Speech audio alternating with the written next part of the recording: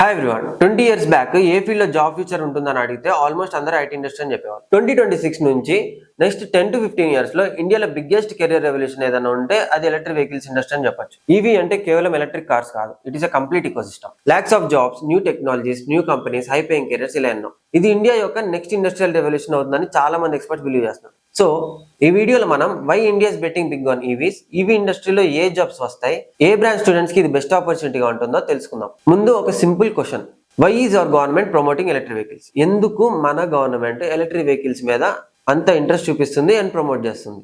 ఎందుకంటే మన దేశం 5.5 million barrels of crude oil ని ఇంపోర్ట్ చేస్తుంది పర్ డే. అంటే per year 230 to 240 million metric tons ని ఇంపోర్ట్ చేస్తుంది. ఇది గ్లోబల్ మార్కెట్ ప్రకారం మారచ్చు, బట్ స్టిల్ ఇండియా వరల్డ్ లోనే third largest energy and crude oil consumer గా ఉంది. ఇలా లక్షల కోట్ల రూపాయలు ఫారిన్ కంట్రీస్ కి ఆయిల్ కొనడానికి స్పెండ్ చేస్తుంది మన ప్రభుత్వం. అదే ఈవీ అడాప్షన్ ఇంక్రీజ్ అవుతాయి, ఫ్యూయల్ ఇంపోర్ట్స్ తగ్గుతాయి, పొల్యూషన్ తగ్గుతుంది, మన ఎకానమీ స్ట్రాంగ్ అవుతుంది అండ్ ఎన్నో ఇండస్ట్రీస్ ని మనమే ఇండియాలో బిల్డ్ చేసుకోవచ్చు. అందుకే గవర్నమెంట్ కూడా EV manufacturing, battery production, charging stations మీద భారీగా ఫోకస్ చేస్తుంది. ఫర్ ఎగ్జాంపుల్, మన దేశం మొబైల్ ఫోన్స్ ని ఇంపోర్ట్ చేసుకునేది. ఈ రోజు make in India initiative and production linked incentive PLA scheme భాగంగా ఇండియా మొబైల్ మ్యానుఫ్యాక్చరింగ్ చేస్తుంది and it is considered as second largest mobile manufacturer globally. ఇదే విధంగా ఇండియా ఎలక్ట్రిక్ వెహికల్స్ కి ఒక మ్యానుఫ్యాక్చరింగ్ హబ్ గా అవ్వాలనుకుంటుంది. ఆల్రెడీ మేజర్ పవర్ ఉన్న nations USA and Europe continent